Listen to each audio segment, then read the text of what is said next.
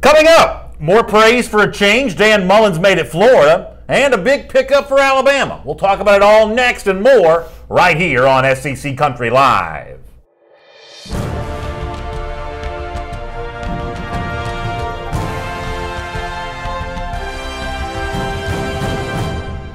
Hello everyone, welcome to SEC Country Live. My name is Brandon Adams. This is the former Alabama All-American Mike Johnson. Good to have you with us. Hope you're getting ready for a happy Easter weekend. We'll try to keep you entertained for the next hour as we talk about the SEC. Alabama adding a player here this week. We'll address that. Some interesting things going on elsewhere around the SEC too. Florida fans, pay attention. I don't know the last time we let off if Florida is #1, but this has been one of my favorite off-season topics. We're going to talk about a little bit of that strength and conditioning program. Yeah, let's dive into that right now. In fact, item number 1 on our SEC Country Live First and 10 list. Y'all know everything that's been said up to this point about Nick Savage, the brand new strength and conditioning coach for Florida. You know, the criticism that Jim McElwain got at the end of his tenure there, so much so that we heard reports that some Florida players were even paying for their own personal strength and conditioning coaching because they weren't getting enough of that there in Gainesville. That's a big thing that Florida wants to see changed. Scott Strickland, the athletic director, talked about that when he introduced Dan Mullen as a head coach. Well, apparently the change continues to take place, and the results are spectacular. Taven Bryan, the latest to sort of notice this. Bryan, a former Florida defensive lineman who was a part of the Pro Day festivities there in Gainesville, getting ready to make his move towards the NFL draft, seeing the changes that he sees with the guys he used to play with and the new look for a lot of these Florida players, body shape changes. Here's what Bryan said about that. He said, I actually saw the guys on the team now at Florida. They're pretty yoked. That Savage dude, that's the guy's name actually. That Savage dude, that's some next level stuff. I was wondering what they put in the water here. No, they all look really good. Savage is an unreal weight coach. I just want to say that, just how he changes their bodies. We look like the Pillsbury Doughboys, and now they're like swole. So Taven Bryan likes what he's seen from Florida. Can the change really take place this quick? I think it definitely can. And this is what Florida fans are hoping for. I mean, I got to think so, because how many times, and obviously DBU, they've got a ton of DBs, you send a ton of guys to the NFL, but those guys are going to be athletic either way. How many times have you gotten offensive linemen that you're really excited about, defensive linemen you've been really excited about down at Florida, and they just haven't panned out. They haven't been what you thought they'd be. This is when it starts to turn around, because like I've said all along, you still have the talent on the roster. Martez Ivey wasn't a great left tackle last year, but he's still a good offensive lineman. You can still get a lot of these guys whipped back into shape. And so I think it can happen quickly. I saw it happen quickly at Alabama under a guy that was probably the same age as Nick Savage. I think Nick Savage is 27, 28 right now. Scott Cochran was that age when he got to Alabama, and the transition started immediately. So they should definitely be excited about what they're hearing. Raphael Jones checking in from Mississippi State University on the show today. Raphael, thanks for being a part of the program. Obviously, you see a lot of those guys from Mississippi State now making these big-time changes at Florida. And while I may be skeptical of how quickly a short-term improvement's going to be able to take place, the one thing I will not deny, though, is that McElwain probably wasn't getting it done in this regard. Yep. And some of the sort of hope for quick change may just be, to a certain degree, unbridled enthusiasm at the fact that finally Florida's prioritizing this in a way that it had not before. Yeah, it definitely has. And this is crazy to me, because this has been almost a year for me, or I guess you can at least date this back to 6 months. I said this after the Michigan game, because everybody wanted to know about Martez Ivey at left tackle. Boy, my eyes were glued to him. I wanted to know about this Florida offensive line. Jim McElwain said, you're going to lean on these guys. They're going to be the strength of our team. We're going to run it when we want to run it. Then the suspensions hit, and then they get in that game against Michigan, and they get down in that fourth quarter, and look what Florida looked like in that fourth quarter last year. They looked terrible. I mean, in almost all the games they played, they looked out of breath. They looked like the other team was in better shape than them. Once they were put on, on the back of things, it was terrible. And obviously they had a couple of wins in the fourth quarter. I'm not trying to take away from what happened against Tennessee or what happened against Kentucky, but those were inferior opponents. And I think when you look at what this year could be, with the one deep they have, Nick Savage's name just continues to kind of pop up in a lot of these conversations. Charlie Jones likes what he hears. He says, go Gators, and gives you the Gator emojis there. Morgan Woods also says, go Gators. Rick Keene likes it as well. Charlie Jones, in fact, says, starting with Florida is the #1 topic in today's show. He says, in his mind, Florida's #1 always. So people are liking this. And as far as the proof being in the pudding for the changes that might be going on at Florida, remember the tweet we showed you not too long ago of Jordan Scarlett? He sort of put some body changes on display. The 199-pound weight going back to January, In March, he's apparently up to 210 pounds. Body fat was 7.6%, now down to 5.2%. So that is sort of tangible proof, at least for some of the guys, of, hey, working with Nick Savage is paying off for a guy in Jordan Scarlett that Florida really needs. Yeah, and I think Dedrick Frazier brings up a good point on the Facebook comment section. He says, Florida can be excited, but they still need recruits. And here's what I'll say about that, because you're absolutely right. They still have to get better at a lot of different positions down there, but don't you want to be able to check off that development box?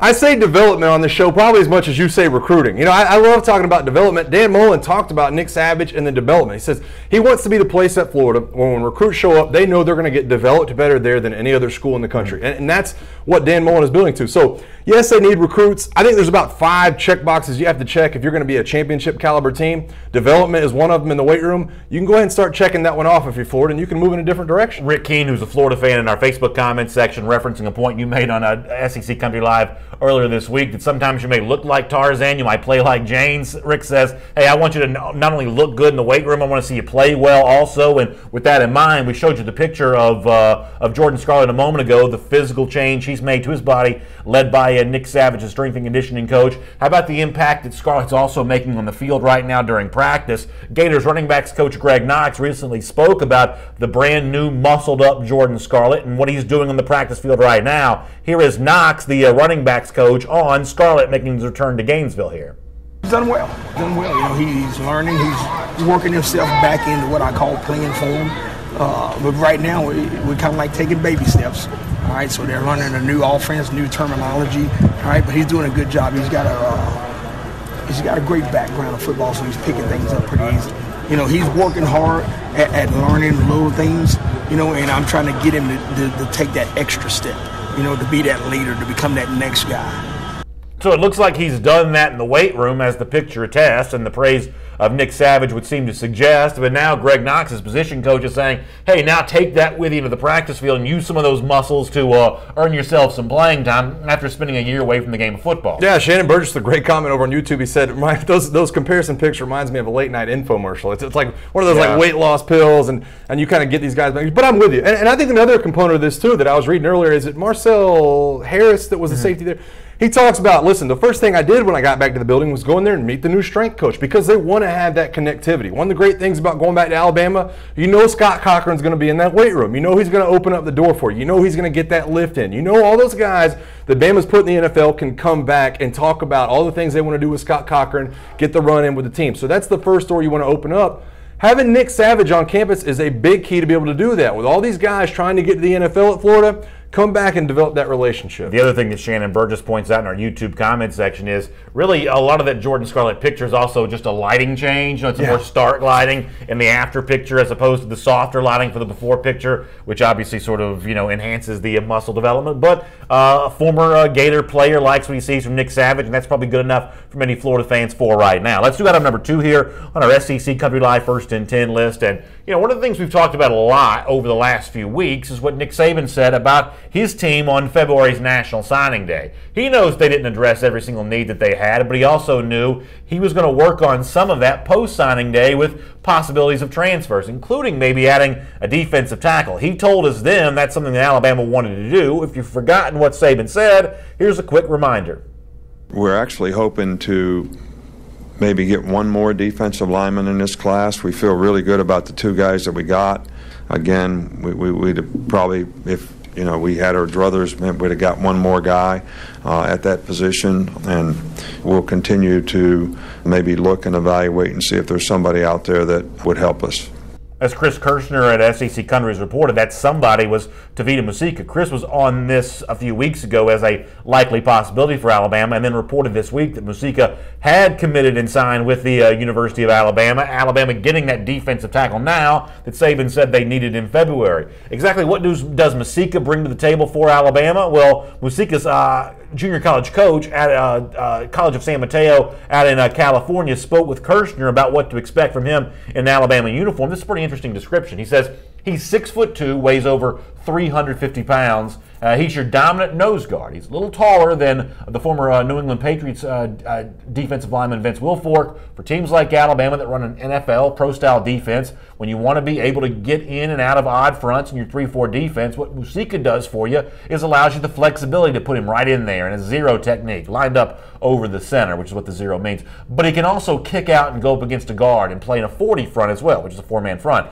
So it's not just when he's in there that they're running an odd front and running a 3-4 defense. He's able to move around. So what College of San Mateo coach Tim Tulloch describes there is a big but also versatile defensive lineman. I mean, really, in a lot of ways, he sounds like what Deshaun Hand and Raekwon Davis did so well for Alabama a year ago. Or I should say Deron Payne and Raekwon Davis did so well for Alabama a year ago. He definitely fits into that Deron Payne, Josh Kasher type, nose guard. I mean, stalwart. One of these guys that you're going to have in on goal line. They got like the Rhino package. When you see guys running on the field going like this at Alabama, the Rhino package. Hey, we want the big bodies in there. And listen, when I first saw this guy sign, I'm kind of like 99% of other fans. You hear about a JUCO guy signing, at the end of March, early April. You're not really expecting a ton. I did go back and watch his film, though. When we first originally started talking about this guy, I wanted to see what he's all about.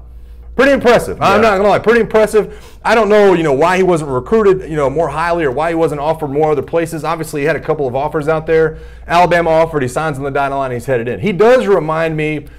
I'm trying to make sure that I'm getting this right. He's a little bit of an outdated player, I'll say, in terms of what he naturally is, because you see him talking about Wilfork.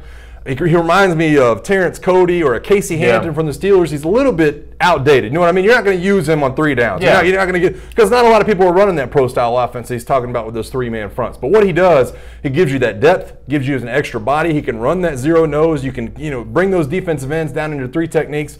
And he's a good player. He's a solid player that I think Bama will get more use out of than most people realize. But I'm such a broken record on stuff like this. I'm going to keep saying this over and over again. I think that transfer players are one of the sort of most underrated aspects of college football this time of year. It's one of the reasons why I love doing SEC Country Live every single day, because I think when you have a transfer at this portion of the season, it's potentially a big addition. Because think about this. Okay, so let's say that Davida Musika comes in and he's not good enough to play at Alabama. Well, you weren't using that scholarship anyway. Exactly. I mean, so it's either he's good enough to play, or you just have a scholarship that's sort of just taking up space on a shelf. Right. You're not using it for anything. So in Musika's place, he either comes in and he gives you some of that beef that you can use in sort of a special circumstance, or he just sits on the sidelines and doesn't get involved in the game. But what's the difference to you? It wasn't a scholarship you were going to use this late in the process if he doesn't come in. Yeah, and I think Chris Kirschner does a good job in his piece, too, because is it Vita Vea, the Washington nose guard that's going to be going in the top 15 picks in this draft? This is his first cousin. They're both named Tavita. Yeah, I don't know how they both came out to be both named Tavita, but here's the prediction I'm going to make for a guy like this. He's 6'2", 350 pounds right now. By the time the season rolls around, I think he's going to be right around 335. I think they're going to try to trim him down so he becomes more of a 3-down player. And with the explosion I already saw on film from him, if he loses 15 pounds, I'm telling you right now, he's not going to be Isaiah Buggs. If Bama fans are paying attention to these JUCO guys coming in, he's not going to be Isaiah Buggs. Good point. But he's going to be a great filler for a line that, like you said, they weren't doing anything with that scholarship anyways. So you bring up an interesting point. We started the show by talking about Florida players in a lot of cases trying to add weight. You said at 350 pounds, Bama may want him to drop some weight. We've seen this with some of the 5-star offensive linemen who've come into the SEC last couple of years as well. My assumption is, and it's not easy for me, as you can obviously tell, but for most people, a little easier to drop weight than to add weight. So if you're trying to make a quick change to your body, a guy like this getting much slimmer, much faster is probably a little bit easier than saying, hey, you got to beef up to play at this level, right? Yeah, you definitely. At 350 right now, it's like I said, he's the zero technique. I mean, that's what he was in college. That's what he's going to be at Bama when he shows up. But if you can get him down to 6'2", 335, all of a sudden he becomes a little bit more of that prototypical kind of 3 technique. Bama doesn't run a ton of 3 technique from those nose guard type guys, but they can use him. They can mix him in and out. And like I said, he's going to be a depth body anyways. I will say this, to go back to topic number 1 just for a quick minute. Florida may not be very good on the field this year, but there aren't that many teams that generate more conversation in this comment section every day than what Florida does. Whether it be pro-Florida fans trying to argue their case for their team or bringing out a lot of Gator haters out there, it is amazing how Florida really stirs the pot in our comment section. I have a theory on that too, because I think that like Tennessee has a new coach. There was not a lot left in the cupboard. You didn't win any SEC games last year. You didn't do much on that scale. So it's kind of like, hey, how quick can Jeremy Pruitt recruit? And that's going to be a long-term thing. When I look at Florida, The one deep, I'm just telling you, I think the one deep, when you look at the linebacking court, when you look at some of the corners they have, C.J. Henderson, C.C. Jefferson, Zuniga, the one deep gets you excited. And a guy like Dan Mullen that has that track record of doing more with less, I think Gators fans are cautiously optimistic about what they're seeing on the field this year. A couple comments on junior college players over on the YouTube side for a moment. Dan Riggins says, has there been a big JUCO impact player other than Javon Wims recently? Some of y'all may remember that Javon Wims was a junior college transfer at wide receiver, became Georgia's, really, Jake Fromm's go-to guy in 2017. That's an example. I'd say watch out for Braden Fehoko at LSU this year, the defensive tackle who, he's actually not a junior college, so I should correct myself. He's a traditional transfer, sat out a year, is going to play this year. But, in the comment section as well, somebody also asked, let me scroll back and get this one because it kind of goes along with the same thing. Well, I'll go with the name while you're looking for it. Isaiah Buggs, that was on Alabama's team last year. There was talk of him turning pro after 1 year at Alabama. He wasn't a starter last year. There was questions about him turning pro or coming back. That's a JUCO guy that I feel like fits in the same mold. Cameron Merrill says along the same lines, why are some programs against getting JUCOs? What's the issue? I mean, obviously, if you can bring in a player that's going to be with you for 3 or 4 years, that's just a better overall use of your time. Too much junior college recruiting is one of those short-term deals where you're sort of in the same spot having to recruit the same kids a year later because they're leaving your program much faster. So, I mean, unless you live in like some outpost region where you don't have a lot of access to high school talent, it's only a short-term fix. But for a program like Alabama where you've got a lot of 3 and 4 year guys, to bring in one short-term fix to sort of quickly shore up a hole that you didn't know you were going to have, I don't fault Alabama for going JUCO on this route. Yeah, and it's tough too because this is the time and age where it's a hard 25 cap on signing day. Yeah. So if you don't get those guys in, if you only sign 21, good point, you can't go the next year and sign 29 like you used to. You got to fill those guys at some point. You just can't, you can't go into the next year and be like, boy, signed 20 last year, we're going to sign 30 this year. It doesn't work like that anymore. So a lot more of these guys are starting to go the JUCO route, and the graduate transfer market's up too. Cliff Nelson checking in on YouTube today. He's actually been on both comment sections already. He says, Isaiah Buggs is from where? Louisiana. He says, best talent per capita by far. For a small state, not a huge population, Louisiana does turn out a lot. I couldn't agree with you more. I couldn't agree with you more. I mean, Louisiana is always stocked with talent. That's why LSU is always stocked with talent, and that's why a lot of other programs, Alabama, A&M, Auburn, are always trying to dip in there and grab some of that talent. Cole Hodge on Facebook, one more point on this subject, brings up a great point that Kansas State, notorious for just recruiting a whole collection of junior college players. Mississippi State's done a lot of that in the SEC too. Sure. But Kansas State has made Bill Snyder's entire program has essentially been built on the back of junior college players. Well, you know what's interesting about that too? Look at those. Look at where the JUCOs are. Look at those two states. Yeah. I mean, Itawamba. You talk about Mississippi. I mean, that's where the JUCOs are. Yep. All the top 10 JUCOs in the country are in Kansas, and they're in Mississippi. So it does make it a little bit easier to go into those programs and pluck from. All right, let me do item number 3 here on our SEC Country Live First and 10 list. Thought this was incredibly interesting. The former Tennessee quarterback Casey Clausen, now working as a coach out in the state of California, talked to SEC Country's Alex Martin Smith. Casey obviously would love to see Tennessee return to its glory years of having great success. He's got a suggestion for how this can happen. Let me show you what Casey Clausen told SEC Country about what he'd like to see here.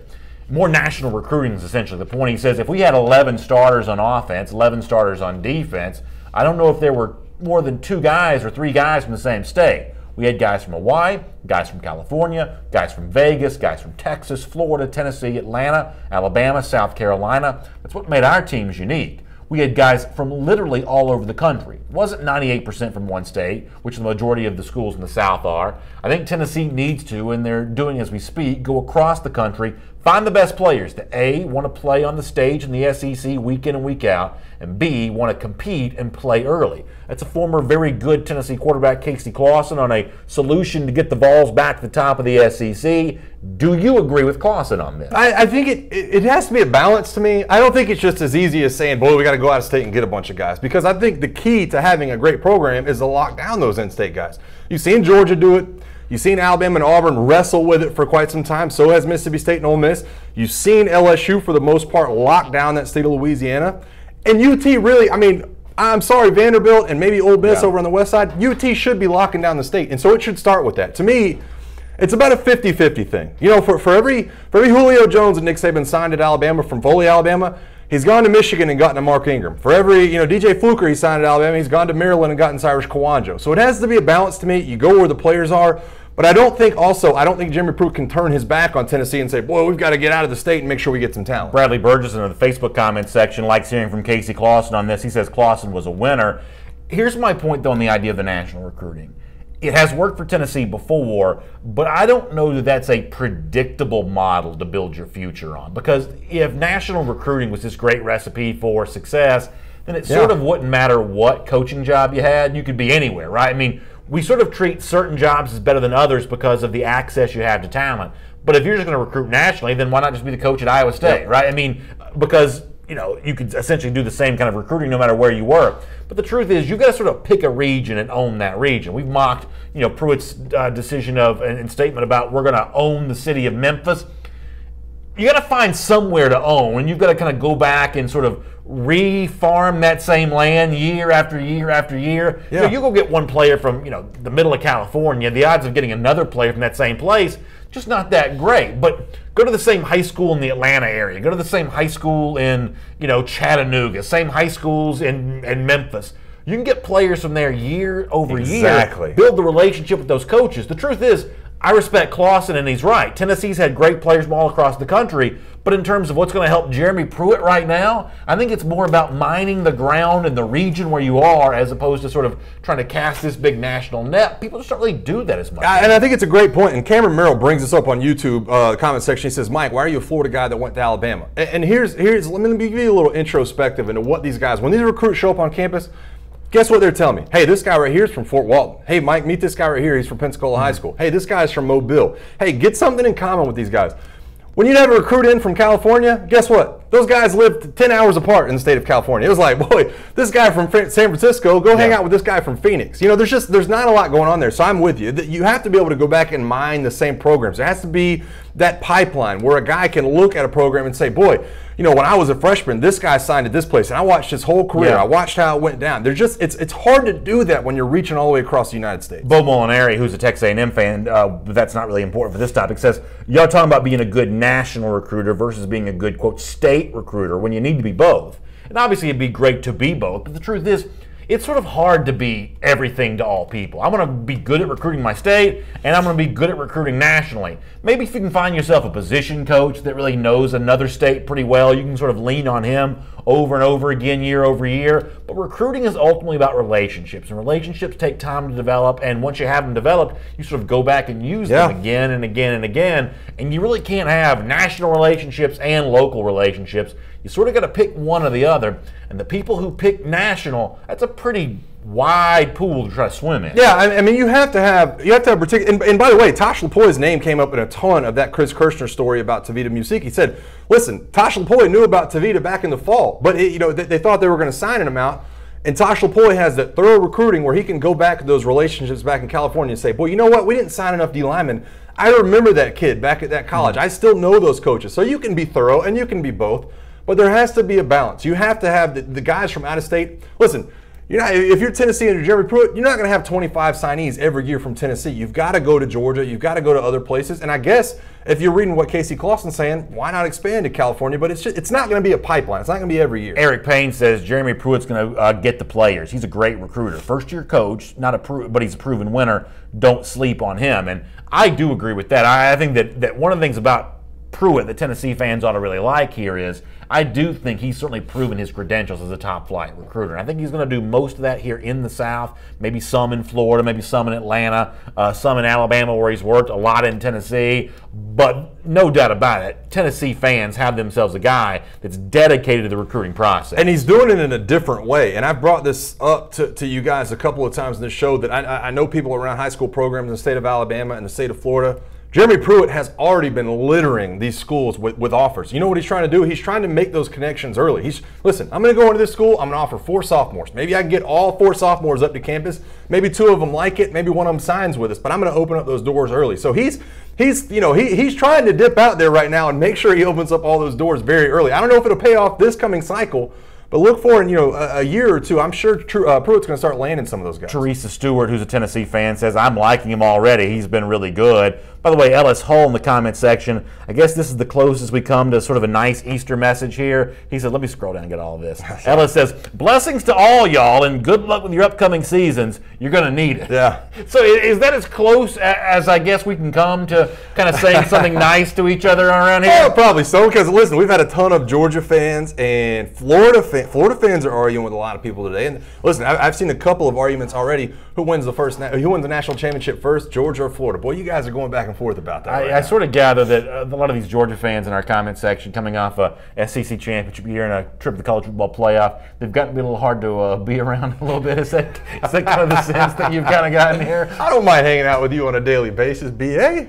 We'll do item number 4 on our SEC Country Live first and 10 list. Talk about the LSU offense. Boy, been a lot of talk about that as of late.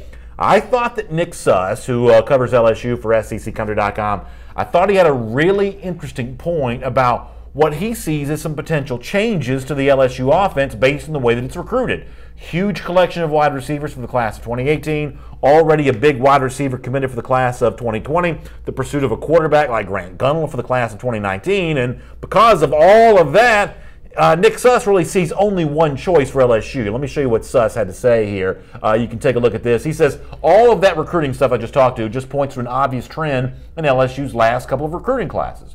Coach Ed Orgeron wants his offense to pass more, and that's going to happen. Coach O's message since his first day on the job was wanting a 50-50 offense, means an equal split between running and passing.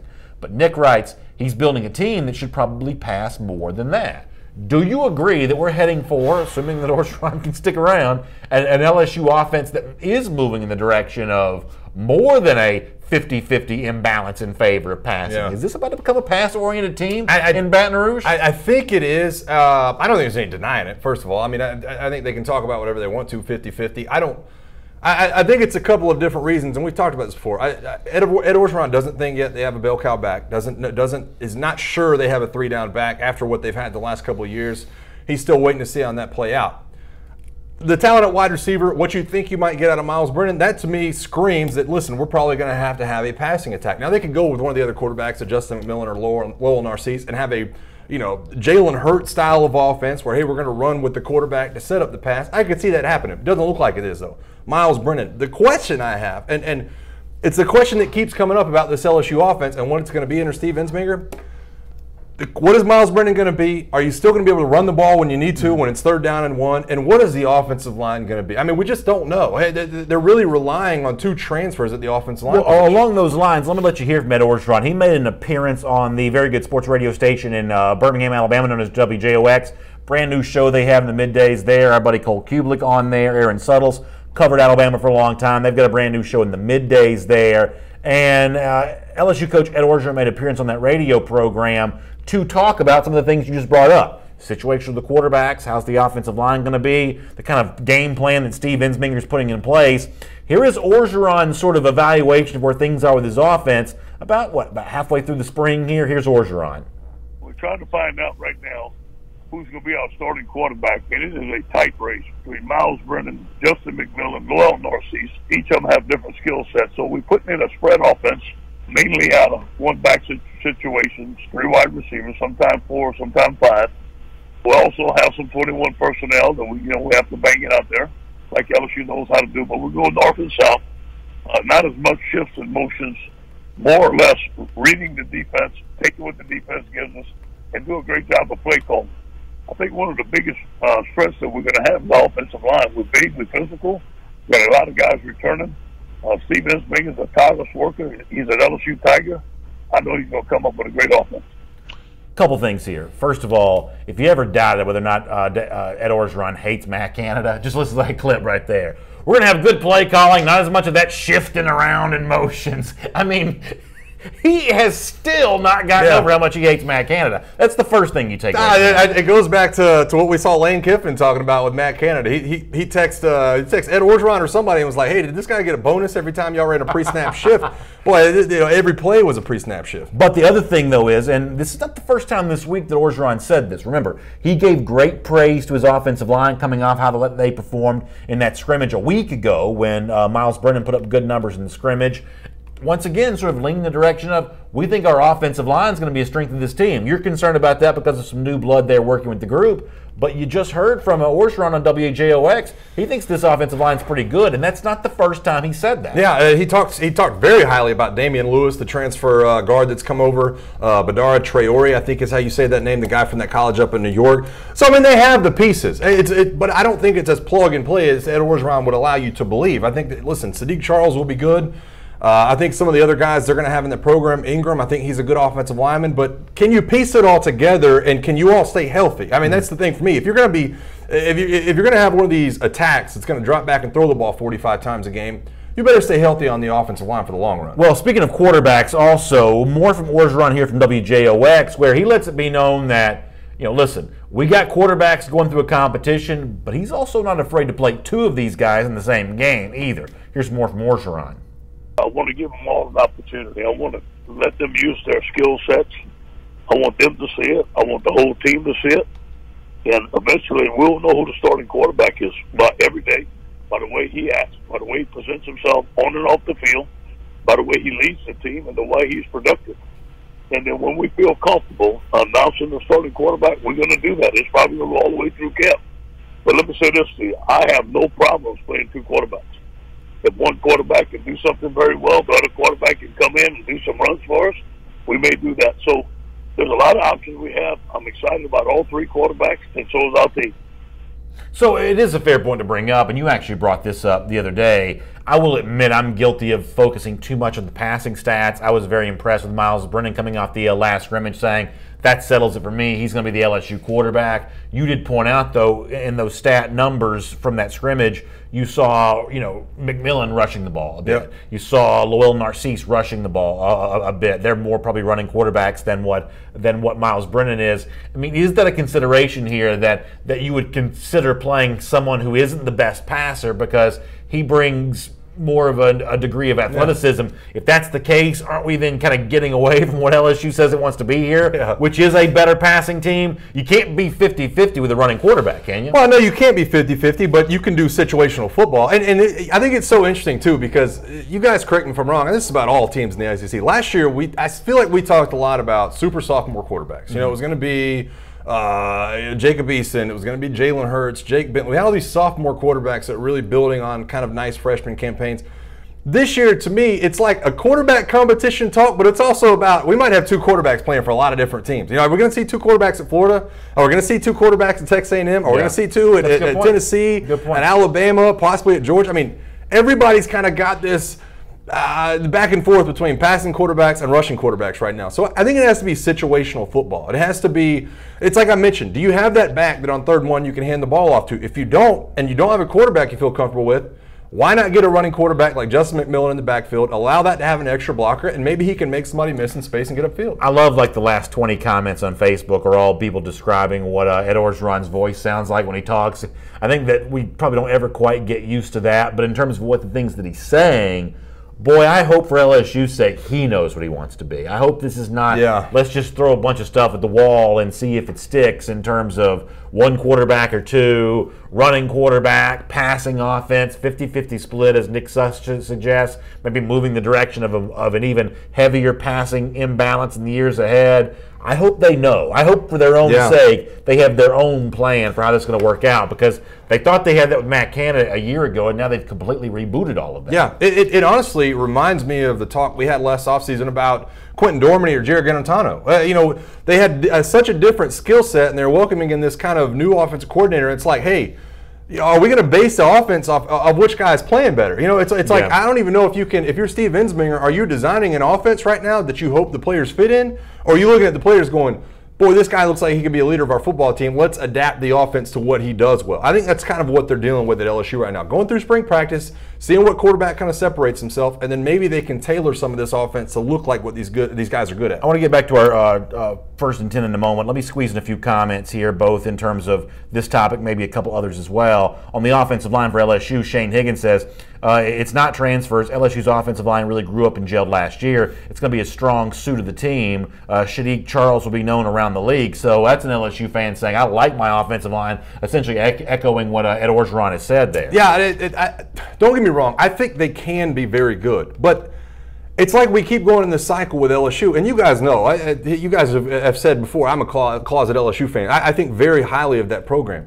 But how many times are we're asking questions about the quarterback room? We're asking questions about the depth of the running back position. The one thing we think we know about is the wide receivers. But then we're asking depth about the offensive line. And I have to see some of these pieces throughout spring practice starting to get in place. I know he's high on the guys. It's the same conversation we had about Jim McElwain last year. The pieces should be there, but can those guys gel? Can they stay healthy? I think that's the biggest question. On the subject of playing two quarterbacks, you said it could be the year of two quarterbacks, which I think is really interesting. Scott Hallman says college football better hope Alabama doesn't play two quarterbacks. If there were ever a tandem of quarterbacks sort of perfect for play one and play the other because they do two completely different things and they do their thing really well, it is Alabama, Tua Tagovailoa and Jalen Hurts. In general, I'm in favor of finding a quarterback and sticking with it, but Hurts is a dynamic running quarterback, one of the best pure running quarterbacks I've ever seen. Tua Tagovailoa is obviously a pretty impressive passing quarterback. If you play a combination of both those guys, that Alabama offense would be pretty tough to stop. Yeah, I don't know I don't know what we're trying to go with it, because honestly, I've talked about Tua. I've talked about what the ceiling is. I've talked about the question about has Jalen kind of hit that ceiling. It does get scary though. If you can find, I don't know how you do it though, because I've never really seen it done firsthand. I've never been in a huddle where you kind of have that two-sense quarterback. But if you find something that works and the leadership is there at other positions, like it could possibly be with Damian Harris and some of the offensive linemen, if you can find a situation that works and to where everybody knows who's coming in on certain plays, you can be really destructive with something like that. Cliff Nelson says he thinks that LSU offensive line is going to kick butt this year. That's over on the YouTube comment section. We appreciate Cliff weighing in all of that. We'll look forward to watching how that plays out coming up here in the weeks ahead, really, as the LSU heads towards the end of spring practice and then how it unfolds in the fall of 2018. Let me do item number 5 here on our SEC Country Line 1st and 10, and the impact that Jimbo Fisher is making at Texas A&M on the quarterback position. A position, by the way, that he knows very well going back to his time at Florida State. He tutored a lot of guys there, and going back to his time as offensive coordinator at LSU, who ended up being first-round picks. Jameis Winston, E.J. Manuel. I guess you'd have to include Christian Ponder in that conversation. Go back to his time at LSU, Jamarcus Russell. You can say what you want about how he turned out to be for the Raiders. Really good quarterback at LSU, good enough to become the #1 overall pick. This is a guy that has had legitimate, measurable success coaching quarterbacks. And the two guys that he's coaching right now, they're both pretty impressed with him. Let me let you hear from Kellen Mond, who recently had to say that in terms of the things he's learning from Jimbo Fisher, it's like no experience he's ever had before. Here's Mond. It's been insane how much I've learned from him. Breaking down one play so much more than what I've seen before. Usually it's just go here 2 high, go here 1 high, but really it's like based on where the running back is, the leverage of a defense and stuff like that. So he's really breaking it down a lot more than what we've ever seen. So that's in terms of the X's and O's impact that Jimbo Fisher is able to make. The other quarterback competing for the starting job there in College Station is Nick Starkel. Starkel took sort of a different approach, describing the emotional impact that Fisher's had so far at Texas A&M, the values that he's trying to instill in the Aggies program. Here is Nick Starkel. Love Coach Fisher. He's bringing a whole new intensity here, whole new mindset. Obviously Ted P is his type of thing, toughness, effort, discipline, pride, and he's really trying to instill that in this program, and we're responding well to it. Bo Molinari, who's a Texas A&M fan, in our Facebook comment section says, "Y'all doubted the Aggies back when we had Manziel. Look how great your projections turned out. Manziel obviously had a good career, and now you've got two quarterbacks who kind of want to be the next Johnny Manziel there at College Station." And I'm going to take them at their word on this. The one position that I do think you could see Fisher make an impact quickly at would be quarterback. Now, overall, I think first-year coaching jobs in the SEC, even for experienced coaches, have proven to kind of be tough. But in terms of Fisher making a quick impact at quarterback, whether it be with Starkel or it be with Kellen Mond, my assumption is that Jimbo Fisher will make an impact. No, I agree with you. And dating back to last year, I'm a Nick Starkel fan. I like the guy's game. You were on him a year ago. I'll say that. I like what he does. I think he's more accurate than people give him credit for. I think he's more mobile than people give him credit for. He got hurt early, and then Bama goes over there to play Texas A&M, and Kellen Mond shoves words down my throat and says, "Listen, I'm a good quarterback too." I mean, almost leads Texas A&M to a crazy comeback, keeps them in the game, played extremely well for a freshman. So I don't think – this is different than most of the other quarterback battles we're talking about. I don't know that there's a bad option right now for Texas A&M and Jimbo Fisher. I like both these guys' games. I think they bring something different to each other.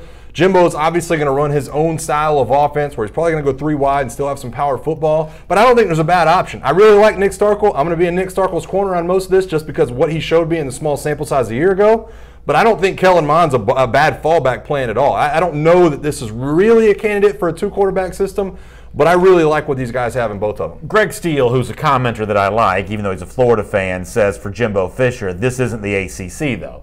I got to call foul on that in a couple regards.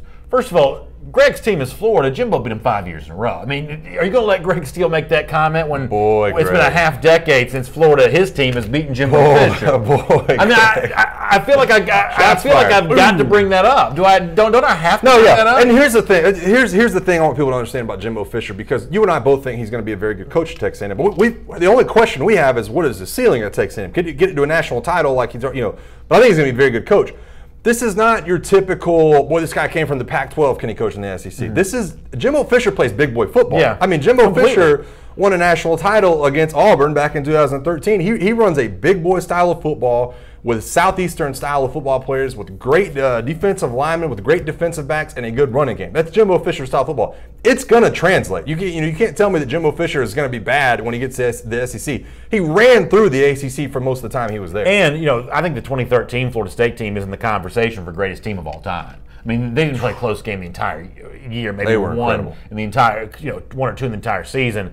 And as you said, I think you said it almost perfectly. They played an SEC brand of football. Yes. Fisher has, for the most part, coached an SEC brand of football at his time in Florida State. He brings that toughness. Great contrast, I think, with Kevin Sumlin, who's probably a little too finesse and certainly a little too much style over substance. Yeah. I think that Jimbo Fisher's actually bringing some of that substance to College Station. Yeah, this is not like, we're not talking about like Mike Leach, his style of Big 12 offense coming to the SEC. This is Jimbo, who played big boy ball with the best of them. Good offensive line, good defensive line, good running game. It's going to translate. It's just a matter of, can he go in there and get the recruits and how fast he can get it done. Let's do item number 6 here on our SEC Country Live First and 10 list. I'm no Florida fan, but I think that Dan Mullen's doing something pretty smart here.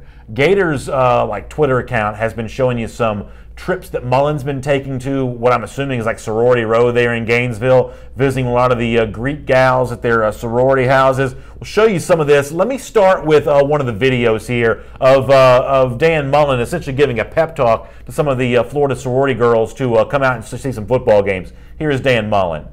We're all in this together, and you know what? I want to give you a team you can be proud of. I'm going to tell you, I've been here when we've won, right? And when we win, it's a lot of fun for everyone.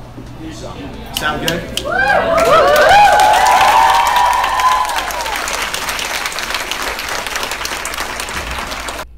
I think we've got a couple photos we can show you as well. Here's one of Mullen hanging out one of the sorority houses. We'll take a look at this. There he is, cheesing in the photo. All the gals hanging around him. I think we have another photo. No other photo. We do have another video, right? Let's see another video here of Mullen once again talking to some sorority girls in Gainesville, trying to get them excited about coming out of the swamp once again. If everybody thinks, hey, coach, we win a lot of football games, we'll show up and cheer the team on. It doesn't work that way. We need y'all there to cheer us on. We need the students set the tempo of the crowd. Okay, so if y'all are there jumping up and down and cheering and going crazy during the course of the game, we have an electric game day atmosphere. Okay? So in the comment section, who is it that says this? Let me find the comment. Keith Woolard says, bringing back the swag. Maybe that's the case. But for me, I honestly think this is legitimately a good idea. There's been all this talk as of late about diminishing attendance at college football games. I think the biggest thing is the college guys who make all the noise in the stands want to be where the girls are. If the girls aren't going to the games, the guys are not going to want to go either. If you want that swamp filled up on Saturday with 30, 40,000 students making a whole bunch of noise, you got to get the girls there. If the sophomore girls from whatever, a Phi Mu house that is or whatever, if they're at the game, then the guy's going to come out too. This is Mullen's best recruiting move to date, I think, so far. Yeah, Colin Visden says in the Facebook comment section, you have to give the man credit. Sorority girls cheer louder than wealthy donors. They do. I guess that's the squealing woo a minute ago. I guess that's the angle to look at here. Other than that, I mean, listen, I don't think anybody's ever said the swamp wasn't loud enough. I mean, that's a pretty loud place to play, especially when they're playing a good brand of football. It's weird to me. I mean, have you ever seen any other coach do this? I was trying to think when I saw this. I can't imagine. I'm not putting on. I think it's legitimately a really good idea. Stephen Early in the comment section says, this is in Facebook, says, is he trying to weaponize screaming 19-year-old girls? For me, this is like everything else in life. If you're on a bar, a nightclub, something like that, you want guys to come in and buy a bunch of drinks, you got to get girls there. You want guys to show up at the swamp, you got to get the girls there. Even at an SEC hotbed like Florida, in a lot of cases, you can look at these student sections all around the SEC on a fall Saturday. A lot of aluminum bleachers where no one's sitting or standing in them.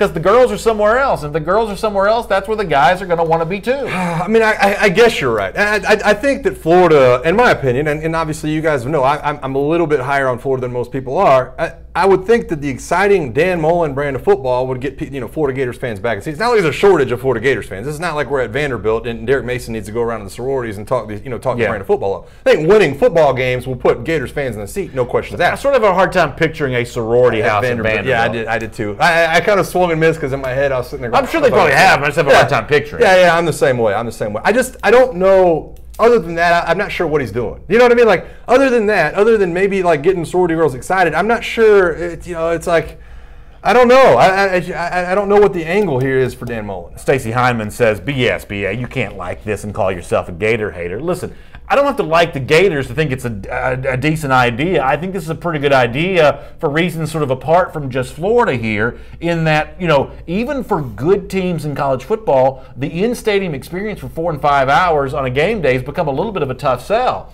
This is Mullen doing a pretty good job of selling. Yeah, but to what end though? I mean, like, why is that Dan Mullen's fight? I'm not knocking the guy. I'm sincerely asking you, what's the benefit here of going to a sorority house and talking? Because it's like I said, Florida is one of those places people are going to show up. This is not.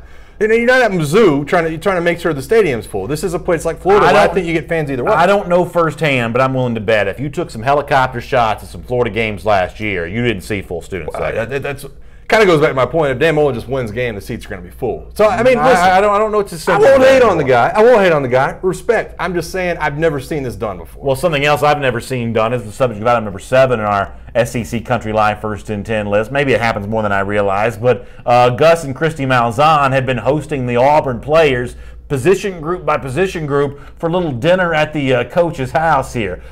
Picture on social media from Gus Malzahn. This is the defensive backs hanging out. You see Mrs. Malzahn in the middle there. By the way, nice house. Look at those brick columns and the wood beams on the ceiling. Pretty good looking little abode there for the Malzahns. Oh yeah. Did you eat at Saban's house when you were playing at Alabama? Oh yeah, I ate at Coach Saban's house and Coach Shula's house. Okay. Before he left. That was when I was a younger guy. Ate at my position coach's house a few times. Did you have beanie weenies at what Shula's house? Not beanie weenies. Filet mignon at Saban's house. No, we always had a nice time. And I mentioned I went out on the boat with Saban. I didn't remember you saying that. I actually went over there for a Thanksgiving meal too because we had a game that week where I wasn't able to go all the way back to Pensacola for Thanksgiving, so he invites a lot of the players over for Thanksgiving. So this kind of reminds me of when I was in high school. I played basketball. We'd go eat dinner at the coach's house all the time for little things like this. I was also friends with his son, so I was there a lot. It's one of those things where, like, okay, you're there, they're being nice and hospitable, they're giving you a meal, posing for a picture, but you never really feel comfortable. You don't ever really relax when you're at the coach's house, right? That's afraid of getting in trouble, something like that. It's a great point. And I will tell you this much. I think that this is one of Coach Saban's recruiting things. He has this whole wing of his house that's built for recruiting, and I think it's built for just that. It's built for, listen, I'm gonna get Miss Terry to karaoke over here. I'm gonna get these lounge chairs right here, a little movie theater going on. I'm gonna make everybody as comfortable as they possibly can. Miss Terry karaoke'd? Miss Terry karaoke. So yeah, we had that was like a champion of life during the season. I remember recruits that. And somebody was karaokeing, and I think maybe Jacob Copeland was filming Nick Saban dancing and doing a couple of different things. So yeah, I did feel comfortable at Coach Saban's house. Coach Shula's house, not so much, because you go into some of these places and they do look like a museum. Yeah. I mean, you know what I'm saying? Like, you go in there and it's like, boy, this is, Mike Shula and Don Shula at the Super Bowl. It's like, and you're like, boy, I'm not sure I want to touch anything. Like, I'll stay over here. Yeah, that's probably the case. I mean, I'm sure that a lot of the Auburn players were like, let me just get back home and get relaxed again. Yeah, maybe so. I think it's important though, because I think there is a disconnect sometimes with a head coach, and because you don't get to interact with Nick Saban on an hourly basis. So I think it is important for a guy like Malzahn to say, listen, I'm yelling at you all day. I'm sticking my head in your room, telling you you're not good enough, telling you to do these things, running you. It's important to have those guys over and make sure there's that personal connection as well. Rocky Smith, who apparently thinks that Malzahn's coaching tenure could be on shaky ground, says you should call that photo the Last Supper. Yeah, maybe that's Malzahn getting ready to come to an Auburn. I guess my point is, and like the comparison I make is sort of like the work outing when you have like the team building activity when everybody's supposed to loosen up and have fun away from work. Nothing good ever comes of that. Anybody who has too much fun ends up getting fired. No, I agree. Yeah, you don't want to go in there. because it has, it has an opportunity. By the way, this happens when you get in the NFL. You go to these golf tournaments. You've been to some of these probably golf tournaments. Yeah. They're like, yeah, go ahead and have a beer. Go ahead and loosen up. Yeah, you go ahead. You never don't cross have that to- line. right. Never cross that line. It's a trap. It's a trap. You never want to cross that line. The beer's in one hand, but the eye of judgment's coming on the other side there pretty quick. Let's do item number 8 here on our SEC Country Live 1st and 10. So a little bit of news coming out of Arkansas. One thing that Chad Morris, the brand new coach, wants to talk a lot about. One thing he doesn't want to talk too much about at all. Let me start with the football on the field news. Morris, the first-year Arkansas coach, not ready to name a starting quarterback as of yet. Here's what he told the media there in Fayetteville this week. It's a wash right now at QB. I'm not going to name one coming out of spring. It'll probably be in fall camp before we name one. I will say this, that Ty's really starting out progressing heavily as he continued to do well. Cole did not start as fast as Ty did, but has really come on. That's Chad Morris there. So probably not a huge surprise. These coaches don't like naming these starting quarterbacks. My assumption is Cole Kelly eventually gets this job here, but as of now, Morris likes the idea of at least keeping the charade of a competition alive. I honestly, I'm a little shocked that this is a competition. I mean, I felt like Cole Kelly in the window we saw of Cole Kelly last year really played a decent brand of football. I mean, he's got the arm talent. Obviously, the little bit different style of football players, but I was kind of shocked this has gone as far as it is. I mean, Ty Story, I've heard great things about him. Obviously, you hear there that he started off a lot faster, but Cole Kelly, to me, showed enough last year to where I thought he'd just be the incumbent. I thought he would just be the next guy in line. Obviously, we're getting a little bit of a different vibe out of Fayetteville. Dwayne Rourke says, not surprising that no quarterback's been named. Brian Van Dusen, good to see some Hogs talk on the show. He gives us a go Hogs. Austin Moore, a little bit different comment. He says they still fielding a team there in Fayetteville. They are, and Chad Morris is looking to build something, and something is definitely being built in Fayetteville. We don't know if it's going to be a football team yet, but as far as additions to the football stadium go, they are well underway. And while Morris was tight-lipped about his signal caller, he was more than happy to show off what the new digs there at Reynolds Razorback Stadium are going to look like. Here's a little bit of a video released by Arkansas, kind of showing you some of the new look to the Hogs Palace there in Fayetteville. Take a look at this. Coming through your main thoroughfare into the doors, this is what's considered the touchdown club right here in front of us. What you'll be looking at is a combination of the steel structure combined with a precast concrete structure, which ends up getting some cast in place concrete on top of it, making up the bleacher seating and all the loge boxes from field level directly in front of us right up to the third level. So the second level has 2 tiers of seating combined with the 6 suites on 2. Third level has additional seating, including open seating plus the seats that are associated with our suites. So, if I'm not mistaken, that portion there in the middle where you saw that sort of lounge area, I believe, now obviously Jerry Jones, the Cowboys owner, is a big donor to Arkansas. Yeah. That almost looked like what you see there at the stadium called Jerry World where the Cowboys play, where the players sort of walk through a bar area to get on the field. It almost seemed like you're going to have that there in Fayetteville too, where I may have misunderstood this, but it seemed to me like the locker room walks through a lounge area to get onto the field, which is kind of a cool thing, but sort of a weird thing to have at a college stadium. No, I'm going to be honest with you. I mean, I love Bryant-Denny Stadium. Obviously, they've got great facilities in Alabama, but I'm sincerely jealous of that. I mean, I think that is absolutely incredible. If that's what I'm guessing as well. And I think the roof said something like "never quit" or something like that. Never yield. That's their never phrase. yield. Yeah. So it said something like that on the way out of the stadium. And if that's the case, if you're the team's walking through the fans right there, I'm jealous, man. I got to tell you, that's pretty awesome right there. I think that's cool for players and fans. Dwayne Rourke says, I've had a hard time keeping up with the comments today. I'm sorry, I lost the.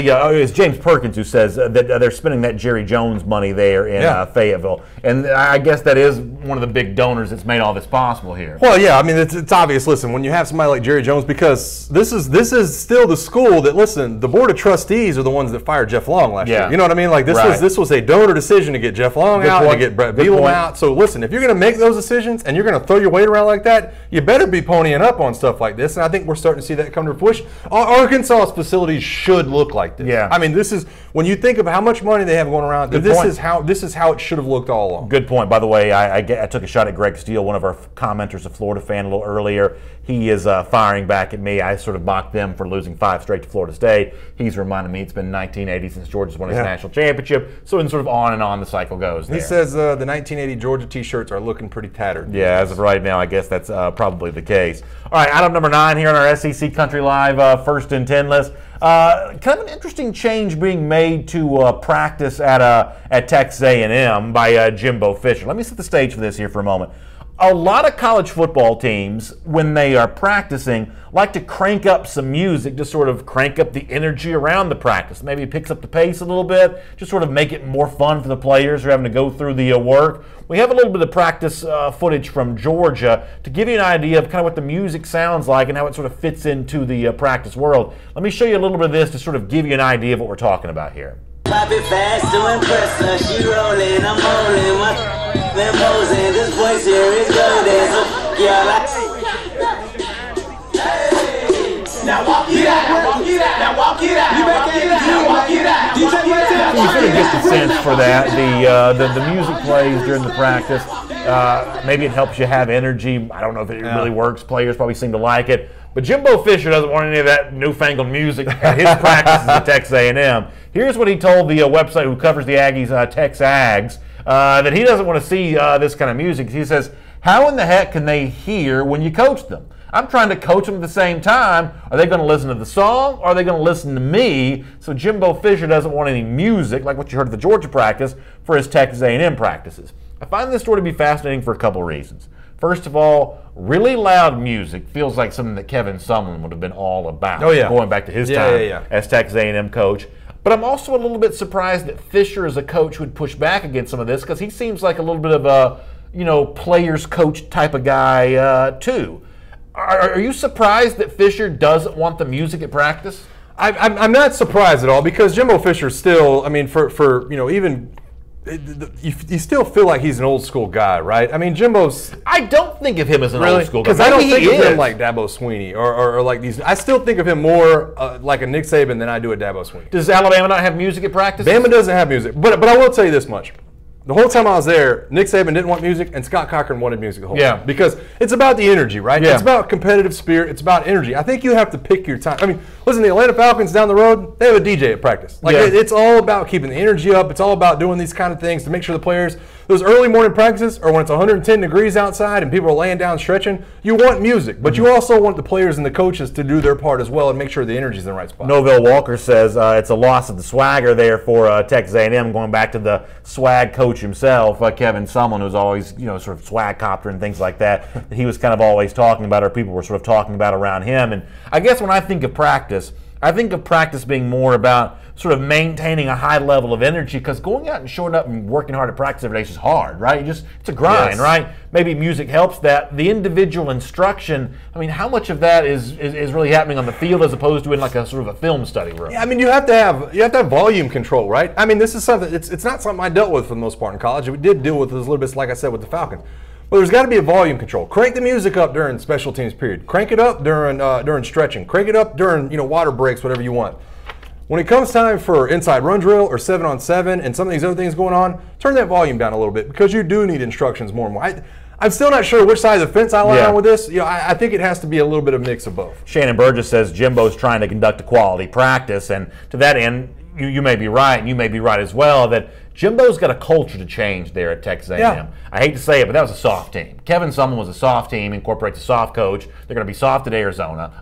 There's going to be a softness to Kevin Sumlin coach teams, and maybe this is Jimbo Fisher trying to get away from that. And here's another angle I have that I'm kind of hard with for people that do want music at practice. Who picks the music? Because I'm telling you right now, if I have to listen to mumble hip hop for 2 hours while I'm going out of practice, half that team's not going to like that. You know what I'm saying? Like, get a little bit of both sides of things going right now, because if I don't like Migos or whatever that's going on, I don't know. But listen, when you get that, the music we heard from Georgia practice a moment ago, when you turn up the bass as loud as it gets turned up, you can't hear the lyrics anyway. I mean, it's all about that bass line. It's about keeping that rhythm going. That's another story for another day. I'd hate that anyways. I don't. I mean, trust me, there's no one who's sort of less into like the hip hop culture than me. But I mean, on practice, you got to have the hard, rhythm. I'm not saying they've got to turn on Charlie Daniels band. I'm just saying that going there with like electronic music or something, you gotta switch it up. Electronic music? What, you wear your tight pants and your silk shirt? I'd rather it be some of that. I'd rather it just has to be fast paced. Don't matter what genre, it just has to be fast paced. I will say that about hip hop. Some hip hop music is just too slow. Oh, I like music, just a personal preference. I like music I can sing to. I don't need somebody mumbling in the microphone. You're a singer. Yeah. So now you're a singer. In the car, in the shower. All right, item number 10 here on our SEC Country Live First and 10 list. We like to show you these sort of weight room feats from time to time. Well, here's one that I thought was pretty fascinating. Big Ben Cleveland, rising redshirt sophomore, Georgia offensive lineman who became a starter at the end of last season, working with Scott Sinclair, the Georgia strength and conditioning coach. How about 160 pounds being lifted? I might could bench that. But look at Big Ben right here, giving you just the left arm, getting 160 pounds in the air. This seems hard to me. How hard is this to pull off? It's pretty tough. I don't know that I ever got up to single dumbbells that high. Now, don't get me wrong. There's probably 2 or 3 guys in each weight room in the country that are doing 160 pounds. Yeah, sure. But you're extremely strong when you're doing it. I used to sit there and I think John Abraham, when I was with the Falcons, he'd do 180 with each arm. Wow. Most impressive thing. That's not a big. It's hard to find those. Yeah. I mean, you had to get those weights like literally specially made to come in the weight room at 180. So it's making you a better football player? I think at his position, definitely yes. It allows you to lock those arms out. Rarely are you going to get both arms on a guy on the defensive line. So yeah, being able to switch arms and make a nice punch with one arm, I think so. That's a big dude now. Big Ben Cleveland's a big guy. We got evidence right there. Evidence right there. Guy, no doubt about that. Speaking of big guys, how about our champion of life? We always close the show the same way every day. We're always looking for sort of interesting, fun ways to sort of wrap things up. And this is one of the most fun ones we've had in a while. You may have seen the craze as of late, the gender reveal videos when you let somebody know if you're having a boy or having a girl for the ladies who are pregnant out there. They get more and more creative over time. I don't know we've quite seen one quite as creative as this. Maybe if you're a Florida fan, you're going to love this. It incorporates the gator here to let the family know that a boy's on the way. Take a look at this. Ready? Come on, we're ready forever. I don't know if I'm ready.